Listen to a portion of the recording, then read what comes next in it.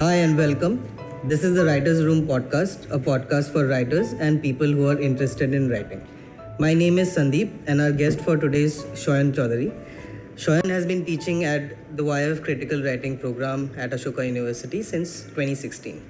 He completed his PhD in English Studies from JNU, where he studied the framing of English studies in higher education, with an emphasis on how classroom experience and pedagogic practices interact with the curriculum. Sayan is also a founding member of AINA, an initiative to make critical education perspectives more accessible to a larger public. Welcome, Sayan. Thank you, Sandeep. Really glad to be here. Yeah, I've been meaning to say that's a wonderful shirt you're wearing. Likewise, it's a very, very nice shirt you're wearing. Thanks. So, Sayan, we first met at the YF program, and you were my teacher in 2017 to 2018. And I've been meaning to speak to you about this topic. So we started this podcast as a way to engage writers and people who are interested in writing, and basically people who can't join a critical writing or a creative writing program, and to give them an understanding of how to improve their writing practice, right? So maybe a good way to begin this conversation would be, how do you view writing? What does writing mean to you?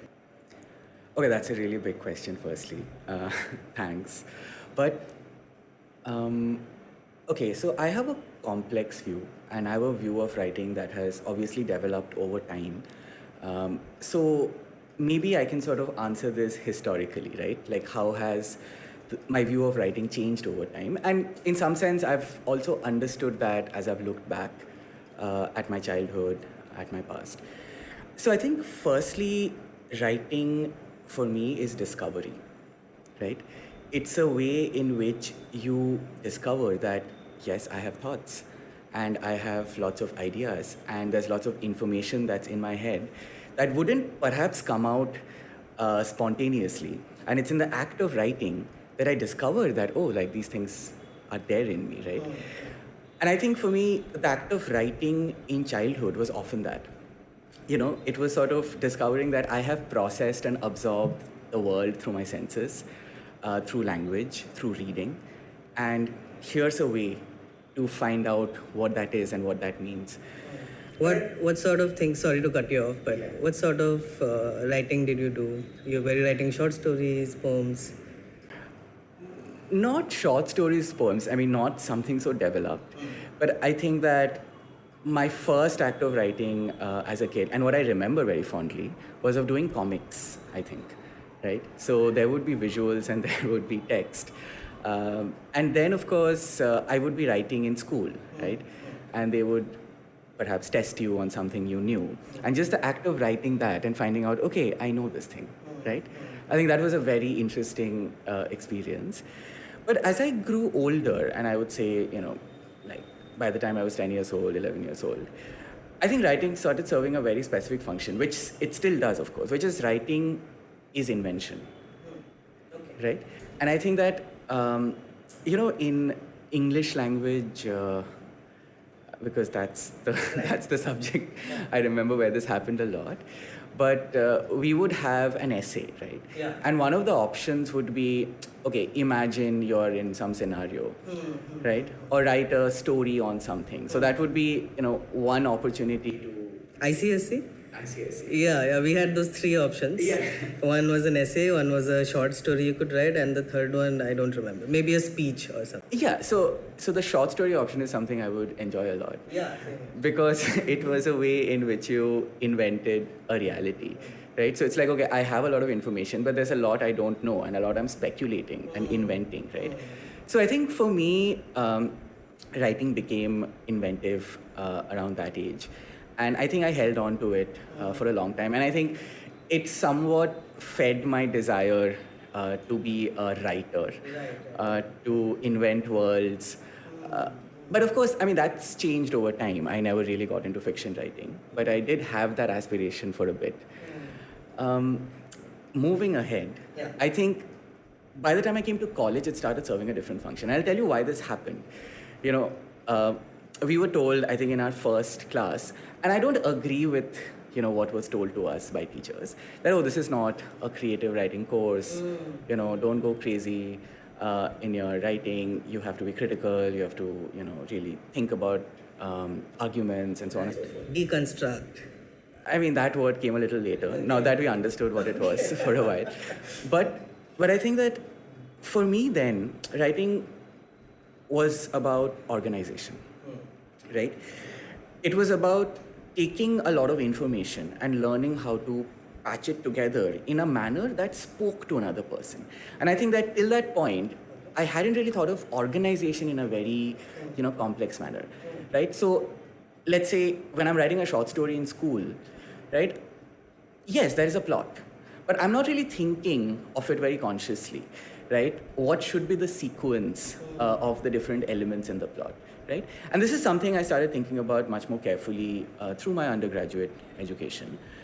Then writing was also about synthesis, right? I mean, with organization, it's not just about like putting things in a sequence that makes sense, but learning to connect the dots and turn, let's say, simple elements into a more complex thing, right? And if we have to use the most obvious cliched analogy of a jigsaw puzzle, right? So, you could perhaps find an approximate fit, right? But it doesn't. I'm thinking of Tetris. Or Tetris, right? Yeah. Sometimes it falls right into place, and there are times where the pieces don't fit at all. Yeah. So it doesn't feel integrated. It feels a little half-cooked or half-baked. And I would feel that with ideas sometimes, when I'm writing an argument, for example, or when I'm, just writing an essay on, let's say, a public or social issue, because that's the kind of writing that I started doing from undergraduation. And I think now I would say it's a combination of all of these things. But now for me, writing is thinking. If I have to really put it simply, writing for me is a form of thinking. It's the most democratic definition of writing I can give. And of course, I'm thinking even when I'm not writing, I'm thinking when I'm speaking.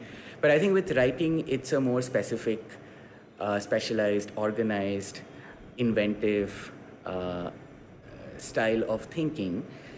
And yeah, I think if I didn't write, I wouldn't always know where I want to go with my thinking.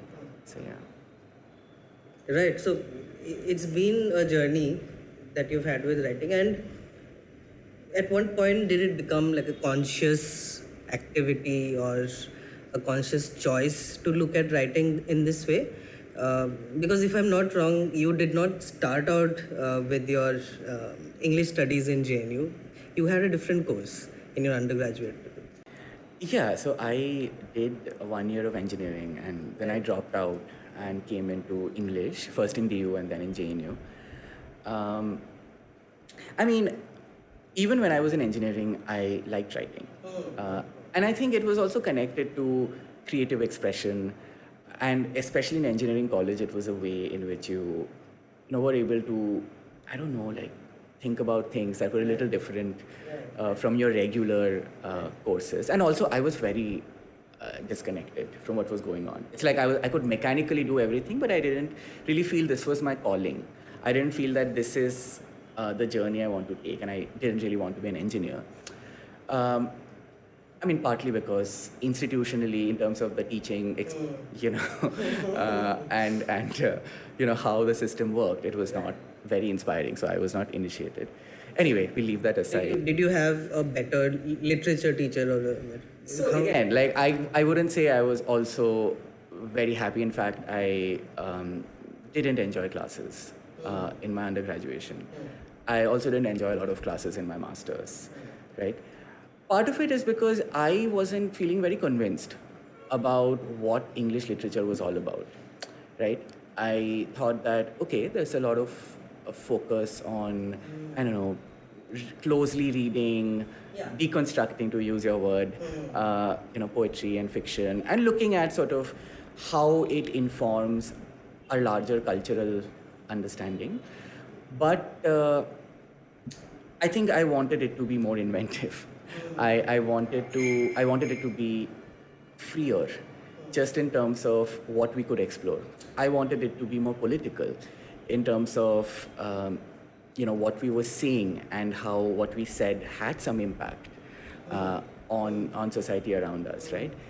So I found it to be a very conservative project, this act of studying English literature. Although, of course, I was exposed to a lot of important things. I learned to reflect on, gender, caste, class. I think that exposure happened. But yeah, I wasn't really satisfied with the possibilities.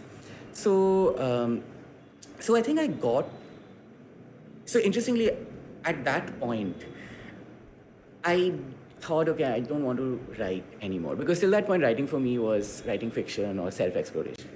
Okay. And would you call that a form of escaping from that situation that you're in? Not at all. That was what I was doing for a long time. That I was doing that right from the end of school to undergrad. But then I thought that, okay, I'm not enjoying this. It doesn't feel too meaningful. Also, what English literature did was to make me a little more critical of my writing and think of what does it mean to write? What is the social value of writing? Who am I writing for and why? Right? Because I didn't want it to be this narcissistic, self-indulgent exercise also, I mean, people who want that, sure. Yeah. But for me, that was not a good enough motivation. Okay. Just, thinking of how to play with words and how to have fun with it. It seemed very engaging when I was in high school. But it wasn't feeling very engaging anymore to me, right? In that I felt like, okay, I can do it, right, but what's the point, And I think that around that point I got into, I was sort of figuring out where I wanted to go with my life. I didn't really know I would get into teaching, for example. I was very interested in advocacy, in sort of how to communicate, important ideas in a manner that people learn from them and people are persuaded from them, and it can have some sort of social impact, right? So I was getting interested in that stuff, especially with social movements and protests happening around me. But then I started teaching writing, which you also experienced. You were in the second batch. Yeah. And I realized that, okay, I really value this because, I had got an education where ideas were kind of just thrown, and it's supposed to do something to our being, right? To our experience. To our experience, and it's supposed to shift our desires, change our choices. But I felt like to teach writing just felt more concrete. It felt like a more concrete way of doing that or understanding that, right? Where when a student is writing and I'm closely observing it, and then I'm giving feedback, and then the student is sort of rewriting the piece. The feedback I would get from the student is that, okay, something shifted, right? It's just that the shift felt more concrete, through the act of writing. And I think that started, in a sense, renewing my relationship with writing. I don't necessarily write a lot. I think I write more feedback than, because that's my work. But this sort of close attention to writing has really helped me understand that, okay, the act of writing is connected to so many dimensions of thought. Yeah. And all those metaphors I used of discovery, invention, organization, of course, all of them are there. But it's also about just making sense of your experience. It's making sense of the reality around you. And it's also just learning to understand the value and power and weight of words, right? What word should I use? That becomes like a half-an-hour conversation with students sometimes, right? So, Yeah, that's a really interesting way to look at writing, and also a way to review how writing has changed over time for you. We talked about a lot of things. Yeah. So you started off by saying how writing helps you organize your thoughts and structure your experience in a way, to how writing has become purposeful as a profession, right? So So it has shifted course now, right? So now your focus is to help others write better. If I'm phrasing this correctly, to write better rather than you yourself sharing your experience through writing.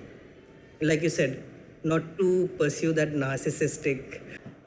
Yeah, so I have two answers for that, right?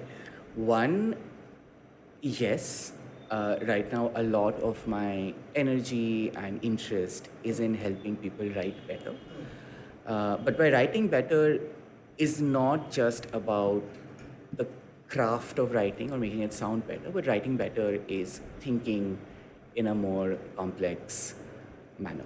Can you unpack that? What do you mean by complex? Because we also talked about pedagogy, your experience in undergraduate, and I was thinking about my experience in undergraduate, where out of 3 years, 2 years were devoted to British literature, and the other year was for American literature, right? And Indian lit got maybe a small chunk of that. Most of it was critical theory and culture studies, etc. And when you said that, when we are discussing literature, it should inform us about the experiences that we're having. And I never felt that way. Perhaps because of the text that we were reading were also disconnected from our reality here. Or I don't know. But maybe you can also talk about the classroom environment and what you're trying to do in the classroom. Okay. Um, okay, so to explain what does thinking in more complex ways mean, and I don't even know if that's the right phrase, you know, but what I mean is that in the act of writing, you are layering your thought, you're deepening and expanding your emotion, and you are arriving at positions, judgments that feel a little more, let's say, complex or rigorous, a word that we often use in academic settings, right, than it was before, right? It could be about anything. So, for example, in my course, because my course thematically discusses educational problems. So let's say somebody starts with this thought that, or this feeling that, oh, maths teaching is so bad in high school, right? And I'm one of those. It's a common, thought, and rightly so, right? It's not great necessarily in a lot of places. But then to think that, okay, why is maths teaching so bad? So first, even describe that feeling. Maths teaching is so bad. Are those the best words? Is that the best way? Does it describe the fullness of this, moment or problem, right? What is so bad, right? Does it mean that it's disengaging? Why is it disengaging? Is it because, the teacher is not able to clearly communicate concepts? Is it because you are not able to comprehend, right? Is it because of the classroom environment, which is very intimidating, and so you're not able to receive, what is being said? So immediately you realize that, okay, maths teaching is so bad can be my first sentence, but it's not enough to really describe the problem. So you need more words, you need more sentences, and you have to think, and you have to find words to sort of describe that thought, and it's happening together, right? And then you have to, and with that description, you really open up the problem. And then you begin to understand, okay, how do you analyze this? That's the next step, perhaps. But even that act of description, I feel, takes you from a more, let's say, shallow or simple view to a slightly more complex view, right? Why is that important? Because it shifts your perception, right? You're able to see the problem better, and in a sense, I feel like the act of writing, especially writing that is thoughtful, can also, expand your agency, right? That is, how do you intervene in that problem, right? How do you respond to the problem, right? It's a way of really understanding what the problem is in a way that it's becoming a little more manageable for you to respond to it, right? Sometimes you also realize that the problem is so big that, okay, individual responses won't matter, perhaps a political response matters, right? So you arrive at those positions sometimes through the act of that critical description, and with that comes analysis and so on and so forth. So it's in a way that we could say that you are trying to unpack these bigger structures and turning them into these smaller manageable chunks. Right? Even when you spoke about, let's say, a student has this perception that math teachers are bad in high school, and you want them to elaborate on that, break that idea down. What do you mean by bad, right? And so you're moving from this world of black and white to this world of gray. So where bad can also mean good for someone else. Is that what you're trying to get them to understand, that there are these perspectives which shape your experience in a way? So my question is related to that world of gray and how you found students deal with that, because writers are dealing with these worlds all the time, right? Where if you think of any movie, there is a protagonist who has an agenda, and the antagonist will have an opposing agenda, and it doesn't necessarily mean that one perspective is better than the other, right? So that can be a really freeing world for some people to live in, but for others it can be mind-boggling. Have you ever experienced a student having trouble dealing with multiple perspectives? The idea that there is no right and wrong. No, I won't agree with the last statement. There is right and wrong. Okay. Not to, take very simple. Morally? No, not to take a simple moral view, but I feel like through this act of thinking and deepening your thought, you realize that, okay, certain positions feel more right, or there is more substance or more justification for why those positions can be taken, right? Yes, it's not simply about your moral belief or conviction. You're right that as students move from thinking that, oh, my maths teacher was so bad, to, okay, maybe my maths teacher felt a lot of pressures because of which they struggled in the classroom, or maybe they didn't get good training because of which they struggled. And as they try to write about all of it together, you might feel that, okay, am I being too nice to my maths teacher? My maths teacher is also responsible for being a bad teacher. And that's where you have to take a position, right? That do you call out the maths teacher, or do you call out the maths teacher and the system which trains the maths teacher? And maybe the better position is the second one, right? Because that then helps you understand that, okay, the maths teacher is not operating alone. So I do believe that in this sort of movement towards more complex thinking, you learn to judge what feel like,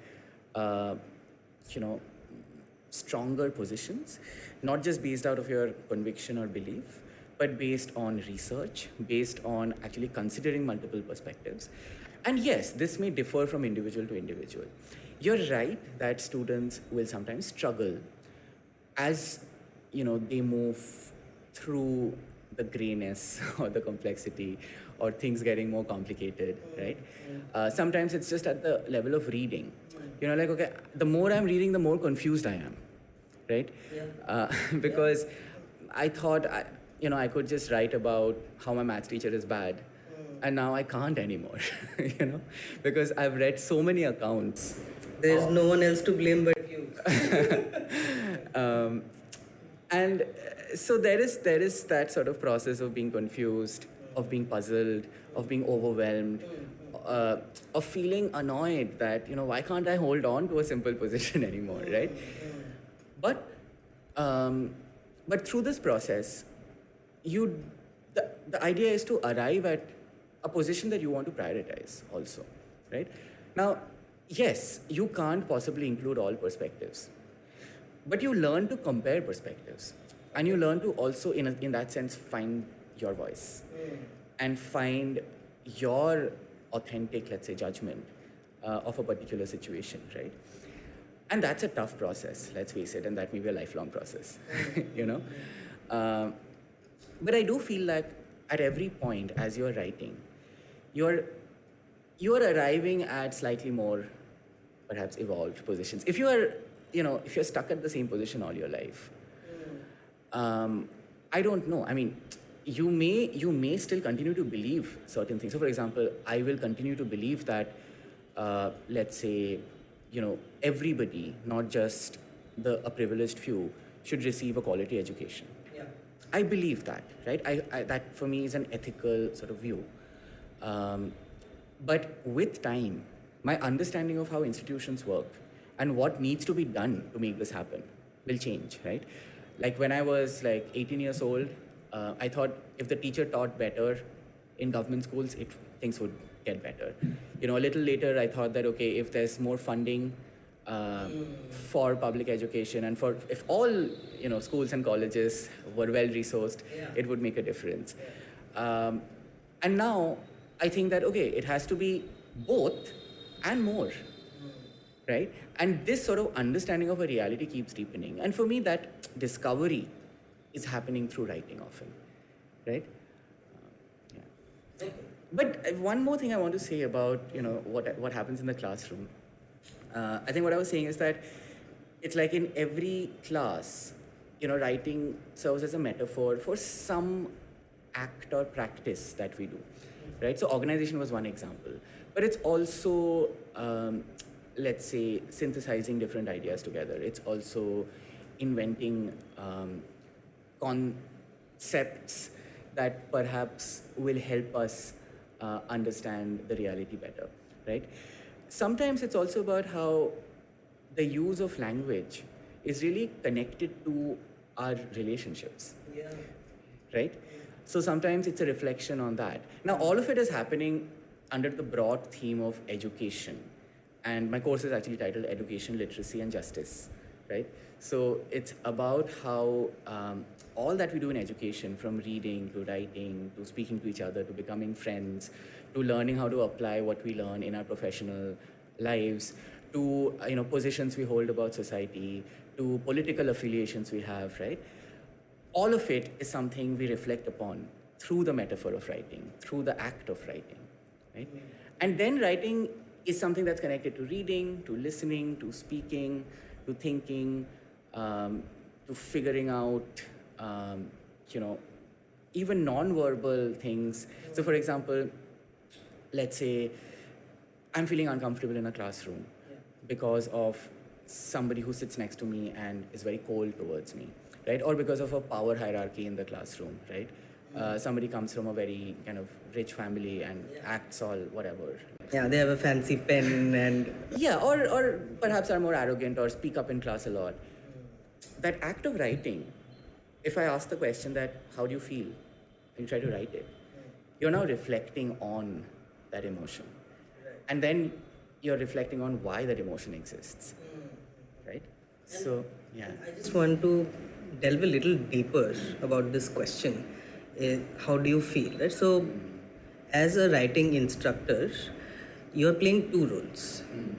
There is a set, let's call it syllabus, right? And there is this element of, we also talked about voice, but there is also an element of psychoanalysis from the point of view of the instructor. Especially when you're giving feedback, you're trying to go beyond the text, you're trying to go beyond what you see in the classroom and try to understand the experience of the student, right? So as writers, you're doing that all the time. You're trying to get into the minds of people, right? So there's an introspective and retrospective element to it, right? So it's a challenging role. You're both a counselor and a teacher. I mean, I wouldn't say a counselor, but you're right that you are role playing as somebody who's like a counselor, right? You're also role playing sometimes, a coach who's like Motivate. Not just motivate, helps you do repetitions, right? Write it again, repeat this, do the drill, right? It's like music practice sometimes. It's like working out in the gym sometimes, right?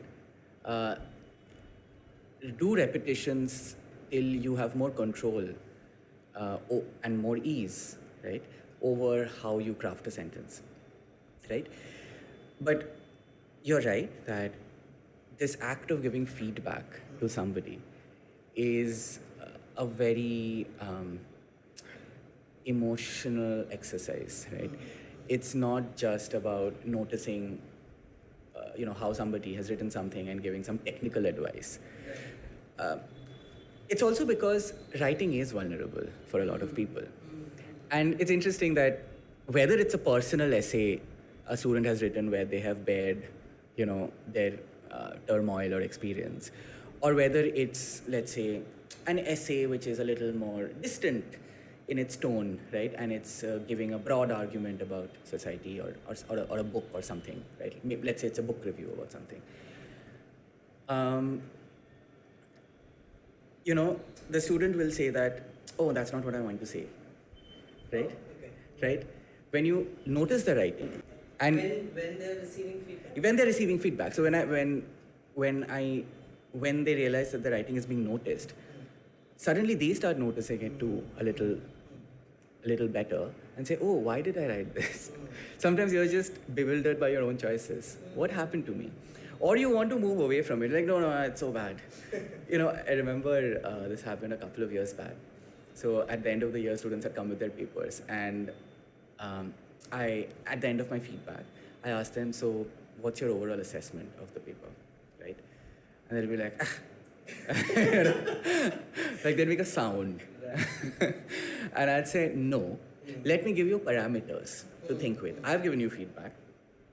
Now I'm giving you parameters. Think of, how you have developed your ideas. Think of how you have organized your ideas. Think of the transition choices you have made, right? I would give them a lot of parameters, right? Think of how you have shifted in your thought process. Think of whether you enjoyed reading some texts, right?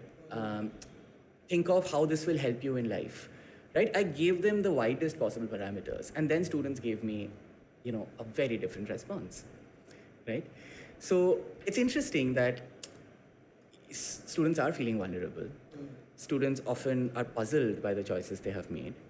But as, you receive feedback, you realize that, okay, I have more ways to evaluate my writing. And this is empowering because it gives you a language with which you can describe your writing, right? And with which you can reflect on your choices and you become more conscious. And it doesn't feel like a mystery anymore, right?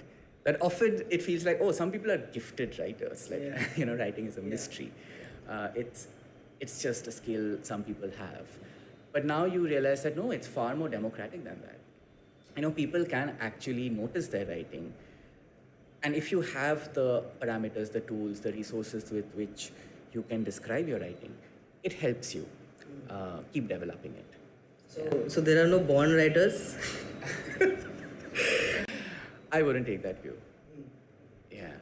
I don't know. I mean, because see, writing is not something that happens immediately. People first learn to, pick up words, they imitate words, they learn to use language, and then that begins to feed into it. Right. Unless your reader is your mother. No, but like, let's say if you think of how people process language or how people take to language as kids, I mean, to some extent it has to do with, I guess, your language faculties. I don't know the science, so I really can't comment on it. But what I do know is that it depends on the language environment you're growing up in. And it depends on how people are talking to you and making you talk, right? And I think that begins to shape your early relationship with language, which of course keeps developing and it keeps shaping how you write, over a period of time. But one last thing I want to say is that about, this act of giving feedback and the emotions of giving feedback. I think that especially when students write about their personal lives, or in some sense their experiences kind of informing what they're writing. And it's, that act of feedback and that act of reflecting on one person's experience or a conversation where sometimes even as a teacher, I would be talking about my experience, right? Because it helps me reflect too. right? So it's like this one piece of writing and it becomes a reflective conversation for the two of us. It's a way in which, you know, you kind of begin to realize intangibles about each other, right? And I find that quite fascinating, that, you know, that act of writing can be like a prompt through which you get to know each other a little more, right? So do you also end up sharing things about yourself when you are talking to students and giving one-on-one feedback? I do, but I think it's very context dependent. You know, if I feel like, see, I want to give my honest response, right?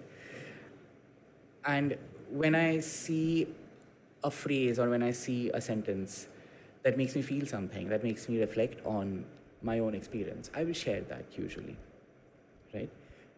So in that sense, I would, because I also want to share how, you know, this piece of writing has an impact on me, right?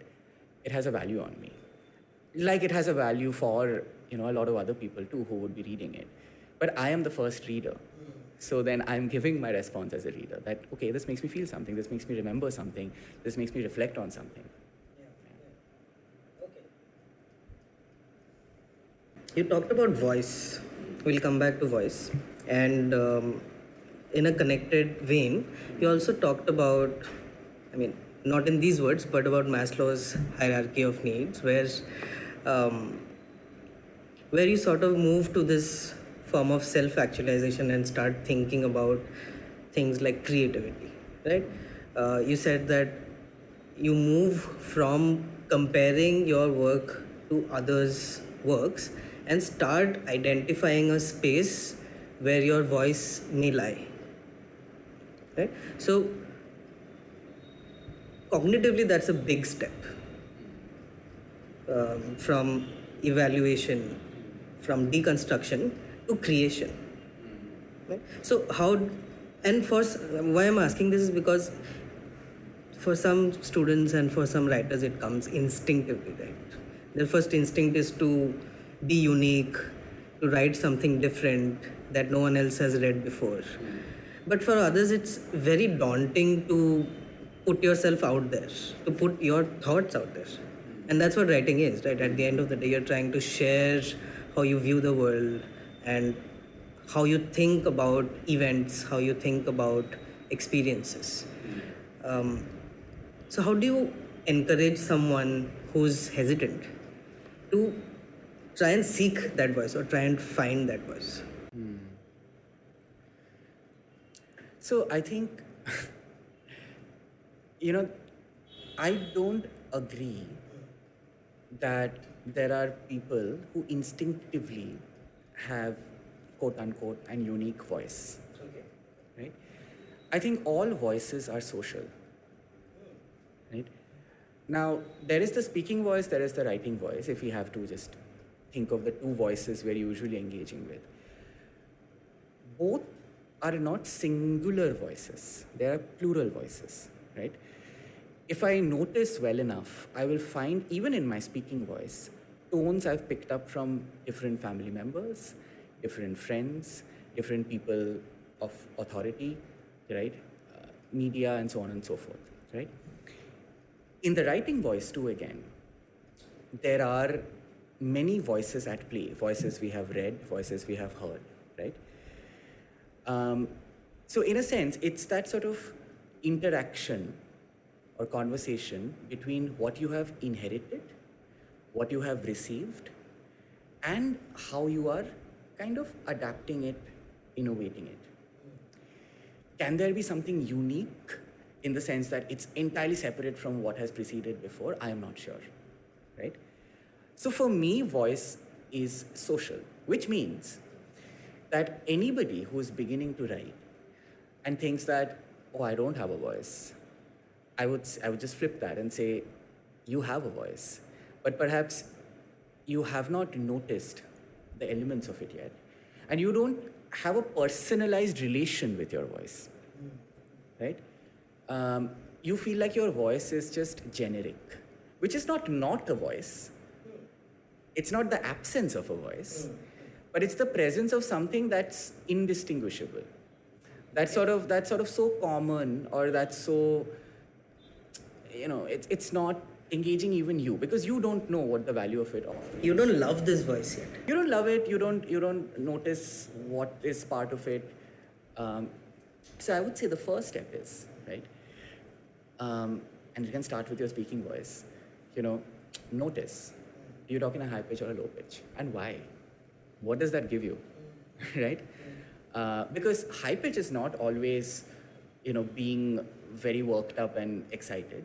Sometimes you can say something very, I don't know, like calm in a high pitched voice also. Maybe it's a cultural thing. You just speak in a high pitch, right?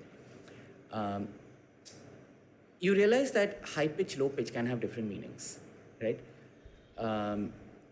You realize that, oh, do I pause a lot between words? Do I emphasize certain words? Why do I do it? So that noticing begins to tell you that, okay, wait, I have some sort of relation with voice. I've never just thought about it. It's operating unconsciously almost. And now you think that, okay, when I'm writing, how can that play out, right? You write one paragraph. You feel like a little distant from it. It feels like it's too common. But then you start looking at each phrase, right? Why have you written it like that? And then think, okay, can I write it differently? Do I want to write it differently? So that becomes sort of the next step, which is to find your voice. You have to understand the purpose of, using certain phrases. And that can only happen through the act of reading and noticing again, right? So to develop your own voice, you have to first really notice how other people are presenting their voices. People are presenting their voices in very cocky, assertive, manner, and it feels like very confident. Or people are presenting their voice in this very meditative, calm sort of manner. Or people are presenting their voice in a very excitable, manner. Some people are presenting their voice with laughter. Some people are presenting their voice with sadness or melancholy. You start noticing, wow, even when I read an opinion editorial in a newspaper, two voices are not the same. There is a similarity, but if you notice closely, they're not exactly the same. And I think that gives you more resources or references with which you begin to compare yourself, right? And you begin to notice, what am I drawn towards, right? And you sort of start incorporating that in your voice. It's happening unconsciously already. Now the idea is to do it consciously, right? A further step, in my opinion, is to then diversify your voice, right? So, okay, I have identified, let's say, that I write in a sort of calm, thoughtful manner. I don't write in a very politically charged manner. Now, somebody might find it very dissatisfying and say that, "Arey, bored ho rahe hai," matlab, you're writing about politics, but you're writing in a way that doesn't inspire me, right? Or it's sounding like you're too distant, right? Give me more of your personality. What are your feelings, right? Now, I might think, no, I don't want to do that. I find a value and purpose in my voice. But maybe I want to try out a different voice as an experiment sometimes. And this can happen in writing. So, there's an exercise I do in class, and I want to develop it more, which is sort of rewriting the same, let's say, paragraph in different genres or in different voices. So you kind of analyze, okay, what could be a very contrasting voice from the voice I have, and can I try to write in that voice as an experiment? And you might realize that, no, I don't want to. But in that experiment, you experience that voice a little bit and see what it sounds like. So it's the same as, okay, I talk, let's say, in mostly a medium pitched voice. Can I try speaking in a lower pitched voice? How does it feel? Let me try it for long enough to get into the feeling, and then kind of reflect on it.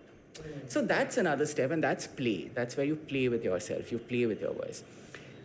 A way in which you do it in writing is by inventing characters, right? Set up dialogue between different characters. And these characters can be sourced from real life, right? So, for example, one assignment I do in class, it's called a literacy narrative. And what it means is that you reflect on a learning or literacy experience you have. And here, literacy is not just reading and writing. Literacy is sort of a deeper experience of learning, right? And you know, I would ask students to perhaps start by describing that experience. And in the description, perhaps there are characters.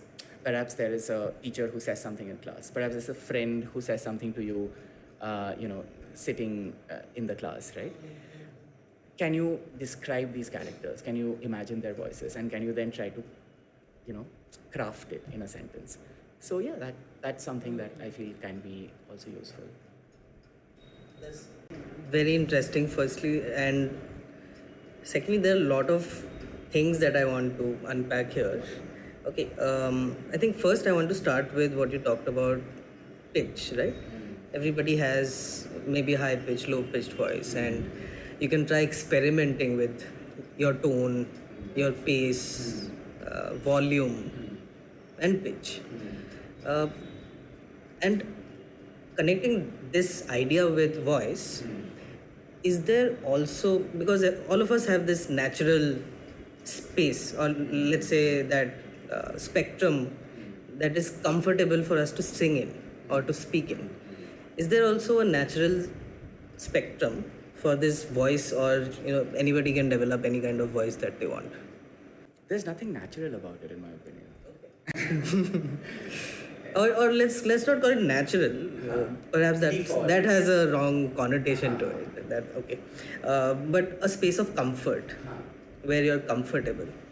But see, I think that developing a voice is about connecting with yourself, right?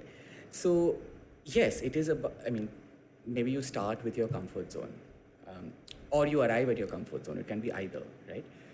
But you also value, let's say, what that voice provides you or what that helps you achieve, right?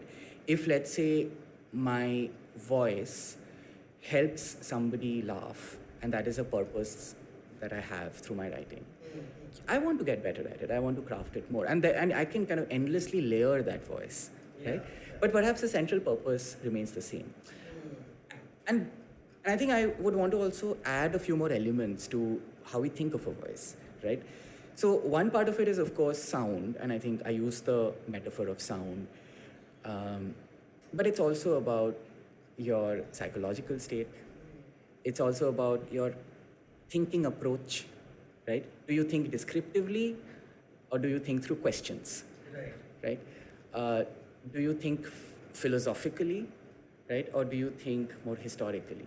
Right? It doesn't have to be either or, but there are some tendencies that you may have, and that also shapes your voice, right?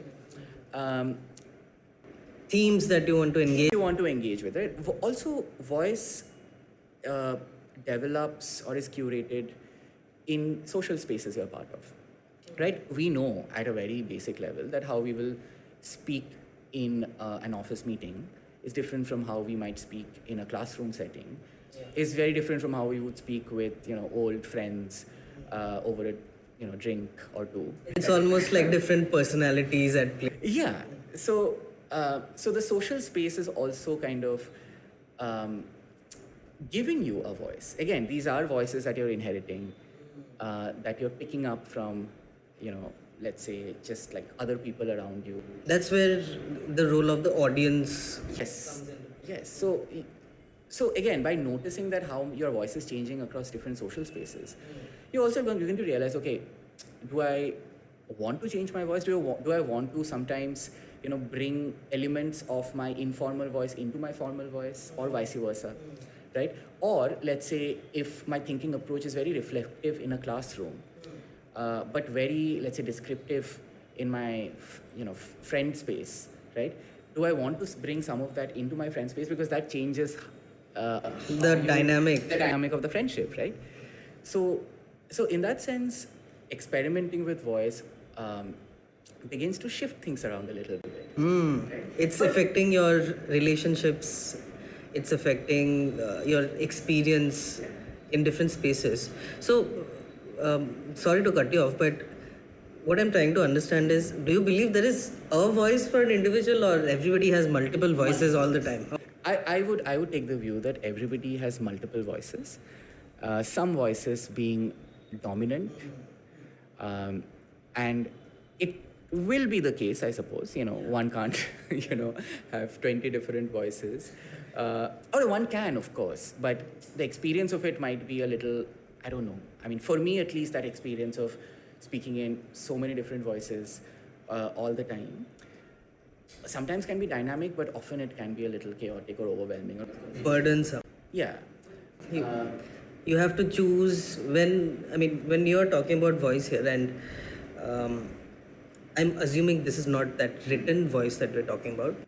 Also written voice, I would say. Yeah. Also written voice. Because, okay, to give an example, right now, let's say through the work at Aina, right, I try to write dialogue in comics. But this is not dialogue that's very simple in that it's not just, oh, I'm having a random chat. It's actually, I'm taking education research and trying to turn it into a dialogue, right? So dialogue needs to have some insight, right? So there, I am experimenting with a certain voice and also noticing what I'm doing, getting feedback about it and trying to shift it and trying to understand what is more conversational, how do people really speak? And if people had to have this perhaps unrealistic conversation on education policy, on the budget, right? In a college canteen, you're having a random conversation on the education budget, let's say. How would you have it in a manner that sounds very real, right? Relatable, yeah. But that is different from, let's say, how I would speak in the classroom as a teacher. I have to introduce a topic. So then I'm thinking I have to speak in a manner where I'm able to really clearly describe a concept, right? That may be a bit too theoretical, or that may be written in a language that's difficult. So can I explain that concept very clearly? But then I'm thinking I have so many different students. They all have different voices. So keeping that in mind, I also change my voice a little bit for different students, right? Sometimes I will use certain examples that might appeal to certain students. Sometimes I will become a little more informal. Sometimes I will, let's say, change the pace of speaking. Sometimes I will change my pitch, right? And even in writing, you do that, right? So if I'm writing a textbook for children as opposed to a textbook for college students, again, with college students, where are they from? What exposure have they had to the subject? So all of that will again change what I'm doing with my voice. So in a way, your voice is shaped by how you want to be perceived by, let's say, an audience, and perceived and understood. Yes, to some extent, yes. It is being informed by that. But what I'm saying is that ultimately you make the choice, right? If you feel that I don't want to speak in an informal voice because it just feels too silly to me, right? Perhaps there is a value of the informal voice in informal settings. But you feel in a classroom setting, I don't want it. Or it doesn't come to me, and even after trying it out, it doesn't work for me. Then I feel it's totally all right to, not frustrate yourself with it, but instead work on your strengths. And if you have a more formal voice, try to shape that formal voice more effectively. So it's very interesting you brought that up, because anything to do with writing, giving feedback, and voice is very closely connected with your image of yourself, confidence, self-esteem. And like you said, sometimes you may not like the way you sound in a certain place. Let's say it's a classroom and you're trying to be funny, but the jokes aren't landing.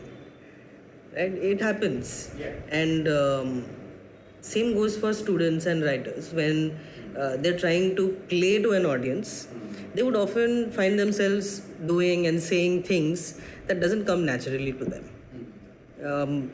So my question is about dealing with these emotions as a writer, and what are some toolkits that would help us navigate this emotional turmoil? And how do we deal with the process of finding a voice? It's a different thing to talk about finding a voice conceptually, and the experience of going through the challenges of making mistakes, feeling embarrassed. So how does one grapple with these? No, I think I'll give again two answers. One which is at the level of the individual, the other was at the level of community. I like the second answer more, right? So let me start with that maybe. I think that yes, writing is going to make you feel vulnerable. Writing will make you feel like you don't know, and it's not because of you. It's also because of again voices around you. Uh, think of like early school experiences. Oh, this is such a bad piece of writing. It's also just a lack of feedback. You've never got feedback, so you've got so defensive or cagey about your writing. This used to happen in PhD, where people would be cagey about showing their writing because they never got feedback, right? You feel like you're exposing yourself, and instead, let me just pretend I know my shit. Yeah. But you don't, right? And that's going to be the case, which is why having a community is important. Where you have people around you who can give you feedback. And of course, some of these people need to be, if not experts, at least practitioners, right? People who are also engaging with writing or thinking about it at some level, or thinking about communication at some level, so that you can get slightly more thoughtful feedback. But it also can be, I don't know, family members or friends, right? Just to get a sense of, as a reader, what you feel, right? And I think just showing your writing to people and getting feedback begins to help you really understand that my writing is multidimensional, right? And that begins to give you confidence. And it also begins to help you realize that it's always a development, it's always work in progress, right? What we do in academia, for example, we just work through drafts of a paper for months and years sometimes, right? And people also update papers they have written maybe like 10 years before in the light of new research or new knowledge. Yeah, we often see books being published, 5th edition, 6th edition, and they're maybe adding a few chapters to it. Having said that, finding an empathetic, critical, thoughtful community is not easy for everyone, right? They don't exist just like that, and so at an individual level, I guess there are some approaches that may be useful, that may help you. I can't generalize, and this may not work for everyone, but what works for me is to, not be too attached to my writing. Which is not to say I write and I dispose it. Okay. I am attached to the ideas, but I'm not attached to the imperfection of my writing, right? I write something and I know this is imperfect, right? I have put something out there. How long did it how long did it take for you to get there?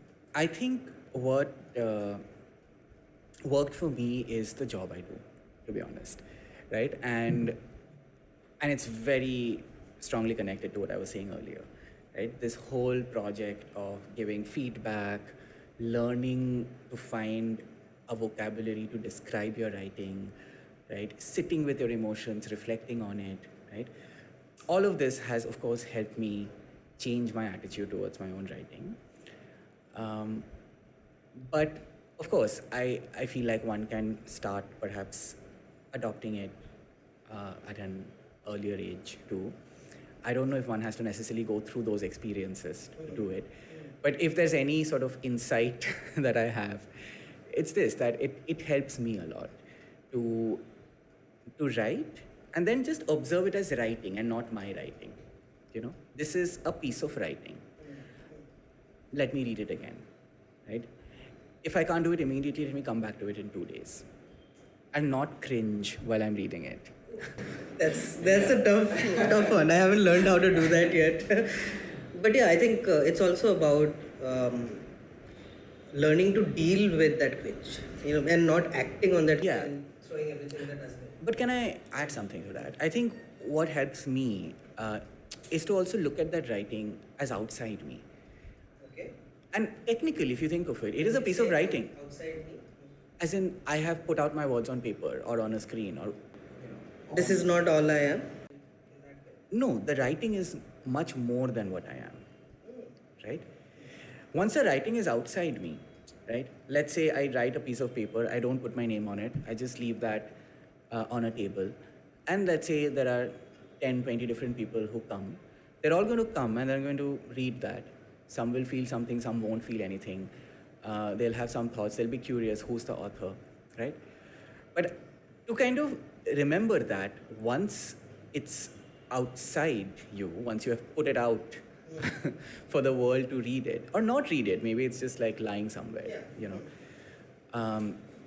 it is a piece of writing that has many more meanings than you intended, right? It is a piece of writing now, right? And I would just treat it as a piece of writing and not think of how it's my writing and it has to be perfect, or my identity is at stake. Yes, sometimes you will be perceived on the basis of your writing, so you have to work on your writing to put out a voice that you're convinced about and put out thoughts that you think are serious and critical and complex and authentic.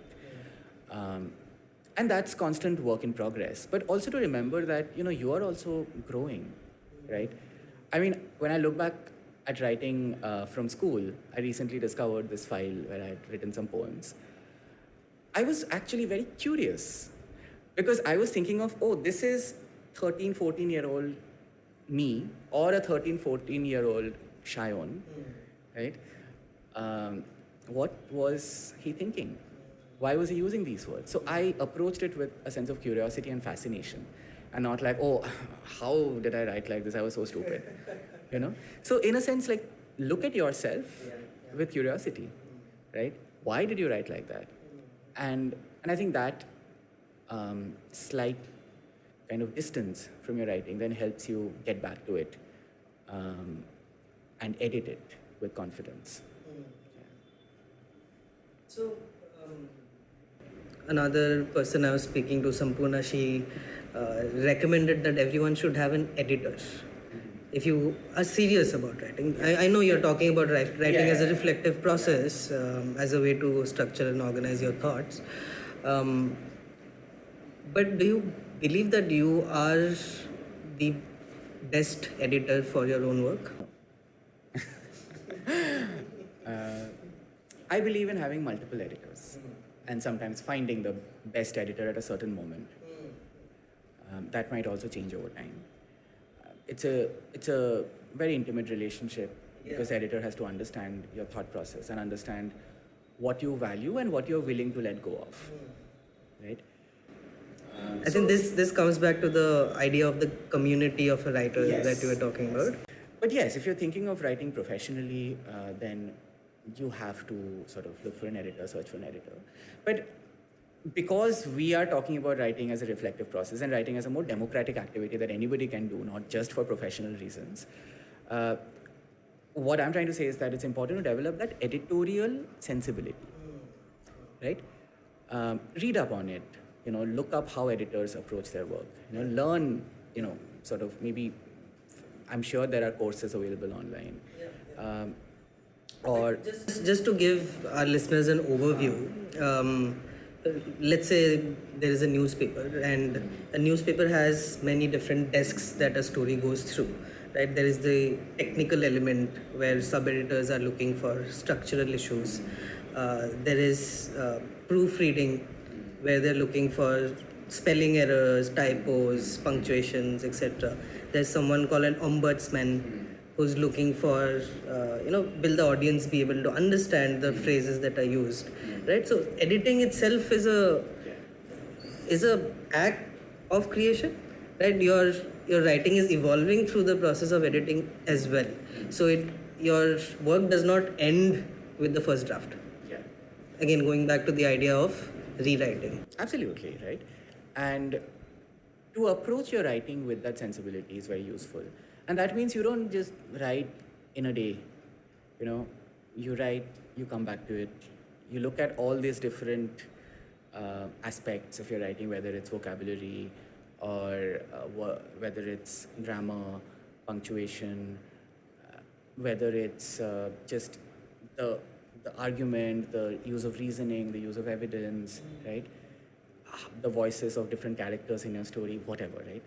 And you look at different elements as an editor, and you work at all those different elements. And I think what happens over time is, as you develop this editorial sensibility, you start noticing yourself as you write, or even as you speak, right? Because it's a reflective process. Yes. Right. And keep making mental notes. So it's like, as I'm speaking in this podcast, I'm making mental notes about, okay, what are the areas that could have been sharper? So if I have to say this again, how do I redraft what I said? Right. And that goes for anyone who's writing. Yeah. Even if you're writing fiction, you're always trying to, polish. I would use the word polish, especially for the narcissistic writers who are trying to put words out. I mean, they may not be narcissistic.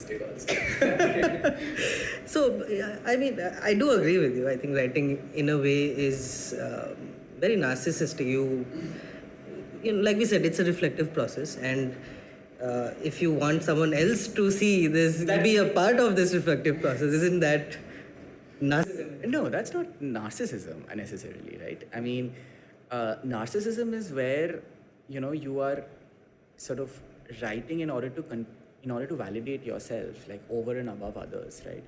Or you're writing to just like feed your ego, right? That you are the center of the universe.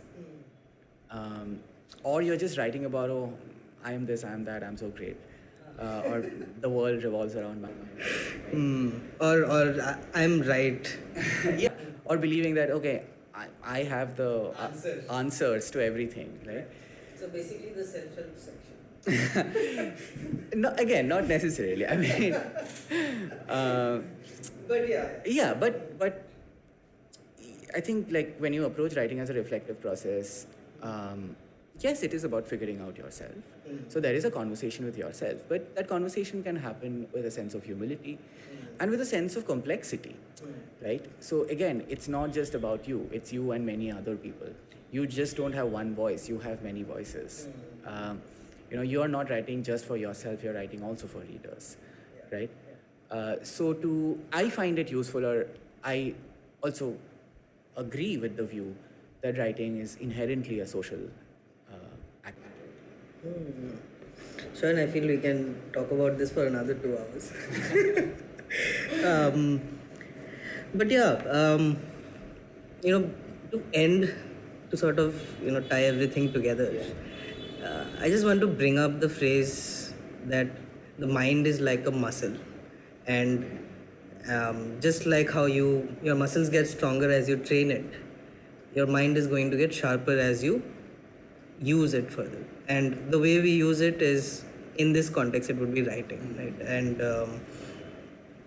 so is that in line with, how you have a conversation with your students about writing, that it's a practice you engage with day in and day out, and you won't wake up one day and realize, oh, I'm a good writer now, right? So it's a journey that everybody has to engage with, or everybody has to go on that journey if they want to write in any serious way, or like we talked about in great length, to develop a voice, so to speak, right? There are going to be many loose threads, and there will be like redrafting to tie it better. You can never tie it up completely. I would say that the metaphor of writing as a muscle is something that is one element, right? And I wouldn't necessarily prioritize that as the most important thing, right? Yes, it is practice. Writing is practice, but it is not a mechanical practice, right? It is a critical practice. It is a thoughtful practice. It is a practice that happens with people, right? So in that, I feel like the metaphor of just a mechanical repetition is not enough. So you can't do it entirely in isolation. Yeah. Also, you can't just do it repeatedly and expect that you're going to expand your consciousness. Yeah. Because writing is about expanding consciousness and realizing that, so the same word can be used in 10 different ways, right? But if you just did your grammar books, It would be a detention exercise. yeah, so clearly there are many elements to it. But to take your metaphor, and yes, we can say it's a very cliched metaphor that we often use, that writing is a journey. But it is a journey. And I think let's use this metaphor to really understand that, okay, a journey is about many different elements, ranging from planning to moving, right? To kind of facing and responding to challenges, obstacles, unpredictabilities, right? To arriving at certain destinations and sort of comparing it with previous ones, right? And changing through this entire process, right? So I think for writing we can only use very expansive metaphors. I think because writing is expansive. Yeah, it's a complex process that can't be summed up with a cliche. Yeah, but it is really amazing as a process, right? And I hope your podcast helps, inspires, encourages many people to keep at it and keep writing. I hope so too. Okay. So have you brought an interesting thing for our listeners? Let me unbox my interesting thing. I wish I had a physical copy of this book. But this is a book that I have read many times. It's not that I read it fully. I just read bits of it. It's a book I first read when I was in undergraduation. And I find myself every few days kind of just looking at one story from that book. So it's a book called Mr. Palomar by Italo Calvino. I'll tell you why I like this book. So it is about how this one character, Mr. Palomar, just notices, observes, or discovers different things in his environment, like the waves of a beach, right? The waves in the sea on a beach, right? Or, cheese in a supermarket, right? Or just lawns, right, outside your house. And Mr. Palomar will observe and he will describe, right, very richly, what that thing is, almost technically, right? And from there, Mr. Palomar will start thinking of that thing as a metaphor for something bigger, right? So when Mr. Palomar is looking at cheese in a supermarket, he's thinking of this whole project of classification of objects, right? And from there, he moves into some sort of philosophical reflection, right? So I feel like and this is all done in like just 2 pages each, right?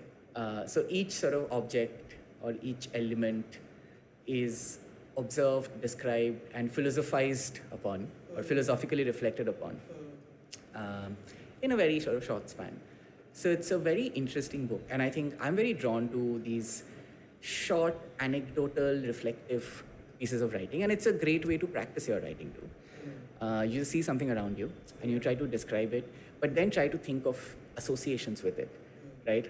How do people use that object? How do people see that? Can it be a metaphor for something more, right? Can it sort of make us think about deeper questions in life, right? So that's the book. And Italo Calvino is somebody I really love as a writer. So I would encourage everyone to read his work too. Yeah, I'm definitely going to pick it up. The way you described it was just beautiful. Maybe we can do a review of that sometime. My interesting thing is this show called The Bear. It's about a guy who's just picked up a restaurant left to him by his older brother who passed away. And why I found that interesting is because the protagonist in some ways has tried all his life to get away from this place. And now he's forced to come back, only to realize that he's not moved an inch in his life. And in some ways, it's also relevant to what we were talking about. This guy is trying to find out who he is, what he wants to do, and in some ways, what his voice is. But yeah, it's a really cool show. It's about a chef, and it's really well paced. and there's not a moment in the show where you'll feel like it's boring. All the characters are super rich, and 2 seasons are out so far. And I'm going to do an episode on this show. Yeah, I'm going to review it with another person, and yeah, I hope people do end up watching it at some point. Yeah, I've heard great things about I think it's on Apple TV. if I'm not- Okay, that's our show for today. Thank you so much, Har. It was really amazing to have this conversation with you, and I know there's a lot more to talk about, and I hope we do that at some other point. Yes, we'll keep that.